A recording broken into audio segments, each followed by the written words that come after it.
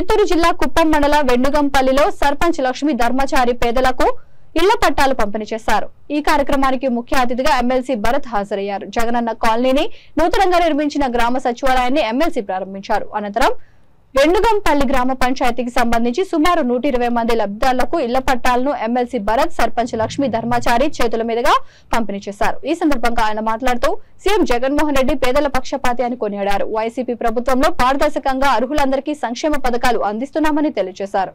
ఈ కార్యక్రమంలో municipal vice chairman Muniswamy, market committee chairman Vidyasagar, YCP నేతలు పాల్గొన్నారు।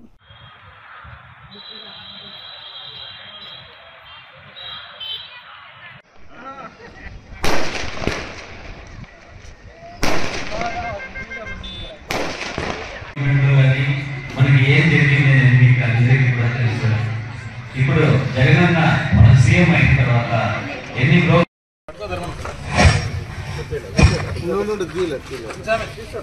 లక్ష్మీదేవి శ్రీనివాసులు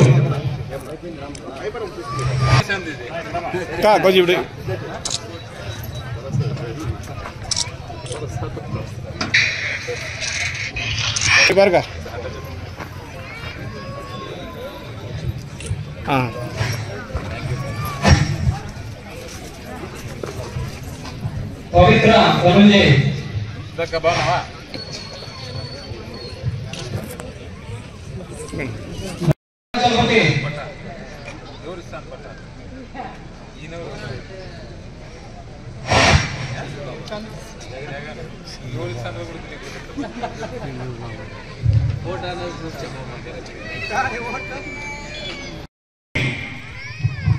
ఇంత అధిక శాతంలో గెలిపించినటువంటి పంచాయతీ కూడా ₹1 సాయం చేయకపోగా ఇంకా నేను డెవలప్మెంట్ చేసిన అభివృద్ధి నేను చేసిన సెల్ ఫోన్ నేను నిలబెట్టిన మీలో టీవీలో నన్నే చూడు ఇంకా నా తల పోక అని చెప్పేటటువంటి ఈ తెలుగుదేశం పార్టీ వాళ్ళ నమ్మకాలని మోసాలని వాళ్ళు చెప్పే అబద్ధాలని కూడా దయచేసి ఇప్పటికైనా మీరందరూ నమ్మొద్దని చెప్పి నేను రిక్వెస్ట్ చేస్తాను। మీరు ఈ రోజు కష్టం అంటే పలికే సర్పంచ్ ఉన్నాడు, నాకు అవసరం అంటే ఆయన సొంత డబ్బులైనా ఖర్చు పెట్టి చేసేటటువంటి మంచి మనసున్న మనిషి ధర్మన। ఎవరైనా సరే పంచాయతీలో సర్పంచ్ ఎన్నికలు గెలిచిన తర్వాత పనులు చేస్తాడేమో, ఆయన గెలవక ముందే చేశాడు। నాకు తెలిసి శ్మశానం దగ్గర కూడా కాలు కడుక్కోవడానికి అవన్నీ ట్యాంక్ అంతా కూడా ఇదంతా